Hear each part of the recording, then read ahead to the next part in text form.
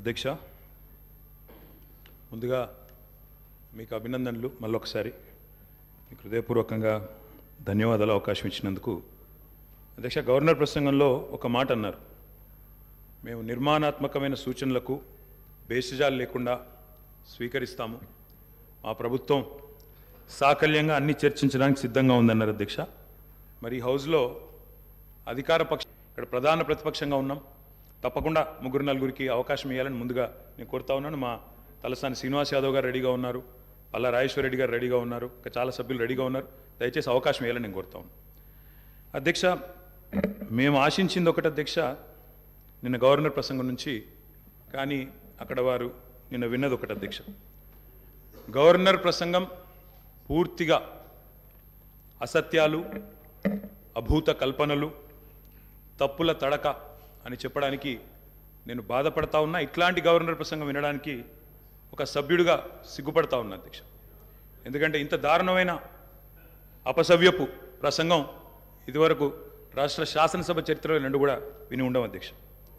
ఒక్క మాటలో చెప్పాలంటే అధ్యక్ష, 1000 ఎలుకలు తిన్న పిల్లి కదా తీర్థయాత్రలకు బయలుదేరినట్టు చేయాల్సిన దారుణం అంతా చేసి, ఘాతకాలను చేసి, చాలా అద్భుతమైన ఉపన్యాసం కేవలం 10 సంవత్సరాలు ప్రభుత్వం నడిపిన వాళ్ళ మీద నెపాన్ని నెట్టే ప్రయత్నం ఏదైతే కాంగ్రెస్ ప్రభుత్వం చేసిందో అధ్యక్ష, దీన్ని నేను పూర్తి స్థాయిలో తూర్పారబడుతున్నాను, తప్పుపడతా ఉన్నాను అధ్యక్ష. అధ్యక్ష, ఈ దారుణమైన గవర్నర్ గారి ప్రసంగం చూసిన తర్వాత, దారుణమైన ప్రసంగం చూసిన తర్వాత, కాంగ్రెస్ పరిపాలనలో రాష్ట్ర భవిష్యత్తు రాబోయే 5 ఏళ్ళు ఎట్లా ఉండబోతుందో చాలా స్పష్టంగా నిన్న పూర్తి స్థాయిలో మాకు అర్థమైంది అధ్యక్ష, రాష్ట్ర ప్రజలకు కూడా అర్థమైందని నేను అనుకుంటా ఉన్నా అధ్యక్ష. అయినప్పటికీ వాస్తవాలు, ప్రధాన ప్రతిపక్షంగా వాస్తవాలు ప్రజల ముందు పెట్టాల్సిన బాధ్యత మా ముందు ఉంది అధ్యక్ష. కాబట్టి తప్పకుండా అవన్నీ కూడా చెప్తాను అధ్యక్ష. అధ్యక్ష, మా జగిత్యాలకు సంబంధించిన కవి గారు అలిశెట్టి ప్రభాకర్ గారు ఒక మాట అన్నారు అధ్యక్ష. ఒక నక్క, ఇది ఆయన కవితను కోట్ చేస్తున్నాను అధ్యక్ష, ఒక నక్క ప్రమాణ స్వీకారం చేసిందట ఇంకెవరిని మోసగించనండి. ఒక పులి పశ్చాత్తాపం ప్రకటించిందట తోటి జంతువుల్ని సంహరించినందుకు. అట్లా ఉంది అధ్యక్ష. ఒక మాటలో చెప్పాలంటే ఈ గవర్నర్ గారి ప్రసంగం అదే రకంగా అనిపించింది తప్ప అందులో అసత్యాలు, సత్యదూరమైన మాటలు తప్ప వాస్తవాలు మాత్రం ఒక్కటి కూడా లేదు అధ్యక్ష. అధ్యక్ష, నిన్న చాలాసార్లు ప్రస్తావన చేసినారు గత ప్రభుత్వం అంటూ. అక్కడున్నా, అక్కడ ఉన్నా, ఇక్కడ ఉన్నా, ఎక్కడ ఉన్నా అధ్యక్ష మేము ప్రజాపక్షమే. తప్పకుండా తెలంగాణకు ఎన్నటికీ స్వపక్షమే, కాంగ్రెస్ ప్రభుత్వానికి ఎన్నటికైనా విపక్షమే అధ్యక్ష. తప్పకుండా ప్రజల తరపున గొంతు విప్పుతాం. అందుకే గతంలోని వారి పరిపాలన ఎట్లా ఉందో ఒక్కసారి తప్పకుండా అద్దం చూపెట్టవలసిన బాధ్యత ప్రధాన ప్రతిపక్షంగా మా మీదనే ఉంది అధ్యక్ష. అధ్యక్ష, ఎట్లుండే అధ్యక్ష 2014 ముందు తెలంగాణ ఘనత వహించిన వీరి ప్రభుత్వంలో ఎట్లుండే అధ్యక్ష? పడావుబడ్డ భూములు, పాడుబడ్డ ఇండ్లు, ఆకలి కేకలు, ఆత్మహత్యలు. అధ్యక్ష, మైక్ ఇవ్వండి అధ్యక్ష, మైక్ ఇవ్వండి అధ్యక్ష, మైక్ ఇవ్వండి అధ్యక్ష. అధ్యక్ష, వారు మొదటిసారి ప్రభాకర్ అన్న మొదటిసారి శాసనసభకు వచ్చిండ్రు, మొదటిసారి మంత్రి అయినారు అధ్యక్ష. కాబట్టి కొద్దిగా తొందరపడకండి అధ్యక్ష, చరిత్ర చాలా ఉంది. తప్పకుండా మా తాతలు నేతులు దాగినరు, మా మూతుల వాసన చూడండి అంటే కుదరదు. కేవలం క్రెడిట్ మాత్రమే మేము తీసుకుంటాం. మేము నాగార్జున సాగర్ కట్టినాం, శ్రీశైలం కట్టినాం, కానీ మొత్తం మిగతాయి మాత్రం అన్యాయం అంతా వేరే ఖాతాలో దోస్తామంటే కుదరదు అధ్యక్ష. బరాబర్ చెప్తాం, ప్రధాన ప్రతిపక్షంగా ప్రజల తరపున బరాబర్ లెక్కలు చెప్తాం. బరాబర్ కాంగ్రెస్ పార్టీ యొక్క ఏమేమి దురాగతాలు ఉన్నాయో అవన్నీ చెప్పవలసిన బాధ్యత మా మీద ఉన్నది. బరాబర్ చెప్తామని చెప్పి కూడా నేను తెలియజేస్తా ఉన్నా అధ్యక్ష.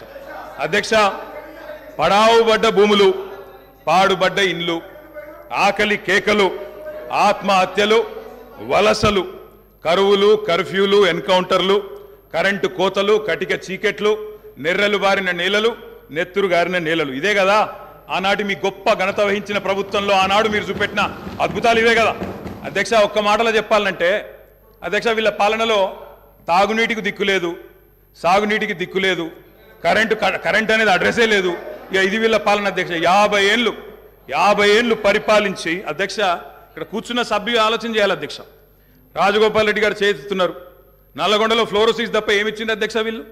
నల్లగొండలో ఫ్లోరోసిస్తో 1,50,000 మంది నడుములు వంగరబోతుంటే మునుగోడు నియోజకవర్గంలో ఒక్కసారి నాకు ఒక కాంగ్రెస్ సభ్యుడు మాట్లాడిండు అధ్యక్ష అధ్యక్ష అధ్యక్ష సబ్జెక్టే మాట్లాడుతున్న అధ్యక్ష తర్వాత సభ్యుడికి ఇష్టం వచ్చినంత టైం ఇవ్వండి మాట్లాడినివ్వండి మాకు అభ్యంతరం I'm not yielding sir I'm not yielding అధ్యక్ష నల్లగొండలో ఫ్లోరైడ్ బాధలు దేవరకొండలో పసిపిల్లల అమ్మకాలు పాత బస్తీలో మైనారిటీ తీరని బాలికల వివాహాలు మహబూబ్ నగర్లో గంజి కేంద్రాలు పాలమూరు నుంచే 14 లక్షల మంది వలసలు ప్రతి సంవత్సరం అధ్యక్ష ముఖ్యమంత్రి రేవంత్ రెడ్డి గారి సొంత నియోజకవర్గం కొడంగల్లో ప్రతిరోజు 2 బస్సులు అధ్యక్ష బొంబాయికి పోయేది కొడంగల్లో నారాయణపేటలో మక్తల్లో ప్రతిరోజులు 2 బస్సులు అదేవిధంగా అధ్యక్ష ఆ బస్ స్టాండ్కు పోతే ఆ వలసలను చూసి సలసల కాగే కన్నీళ్లను గారుస్తూ ఆ భార్య పిల్లల ఏడుపులు అదేవిధంగా 50 ఎకరాలున్న రైతైనా సరే అధ్యక్ష తెలంగాణలో ఆనాడు కాంగ్రెస్ పరిపాలన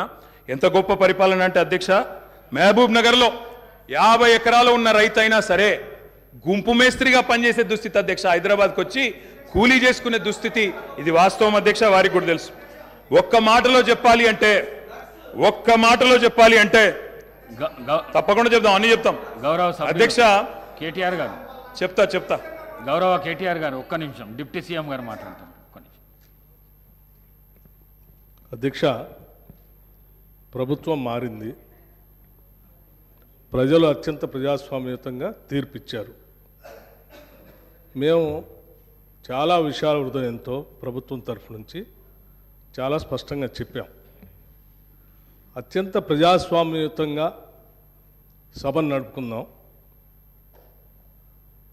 ఉన్నటువంటి విషయాలపైన లోతుగా చర్చిద్దాం నిర్మాణాత్మకమైనటువంటి సూచనలు మీరు ఏమిచ్చినా మేము తీసుకోవడానికి సిద్ధంగా ఉన్నామని చెప్తా ఉన్నాం మొట్టమొదటి సమావేశం మొట్టమొదటి రోజు వారు గవర్నర్ ప్రసంగం మీద ధన్యవాదాలు చెప్పే తీర్మానంలో కొంత పెద్ద మనసుతో ఈ ప్రభుత్వం చెప్పినటువంటి మాటలను స్వాగతిస్తున్నామనో లేకపోతే అదే రీతిలో మనం ముందుకు పోదామనో అలా చెప్పుకుంటూ సభ నడిపించడం కోసం ప్రయత్నం చేయాలి కానీ మొదలు పెట్టడమే వారు అసలు ఒక దాడి మొదలుపెట్టినట్టు మొదలు పెడితే ప్రభుత్వానికి తప్పనిసరి పరిస్థితుల్లో మీకు మేము అనుకున్నటువంటి ప్రజాస్వామ్యయుత సభ నడిపేదానికంటే మీకు సమాధానం చెప్పే కార్యక్రమంలో ఆ స్ఫూర్తి కూడా దెబ్బతినేటట్టుగా వారు మాట్లాడుతున్నారు అది కరెక్ట్ కాదు దయచేసి మీరు ఏం చేశారనుకుంటున్నారో చెప్పండి మేము ఏం చేయాలనుకుంటున్నారో చెప్పండి దాని ద్వారా రాష్ట్రానికి ఏమైనా చేద్దామనేటువంటి ఆలోచన ఉండాలి తప్ప మీరున్న టైంలో గంజ్ సెంటర్లు ఉన్నాయి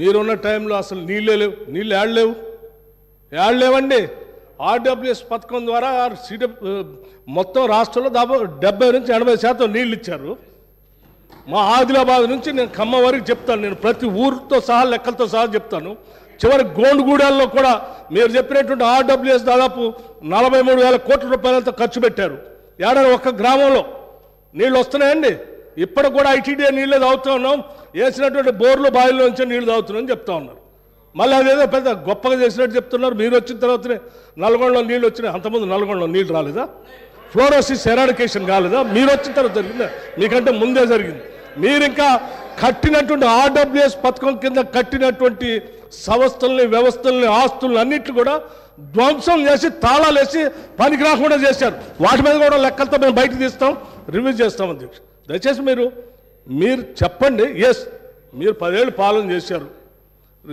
ప్రజలు తీర్పిచ్చారు ఈ తీర్పిచ్చినటువంటి తీర్పు ద్వారా రేపొద్దున ఇంకా భవిష్యత్తులో ఈ రాష్ట్రాన్ని ఇంకా ఎంత ముందుకు తీసుకొని పోదాం మీరు ఏదైనా ఉంటే సూచనలు చేయండి మేము వినటానికి సిద్ధంగా ఉన్నాం అమలు చేయడానికి కూడా సిద్ధంగా ఉన్నాం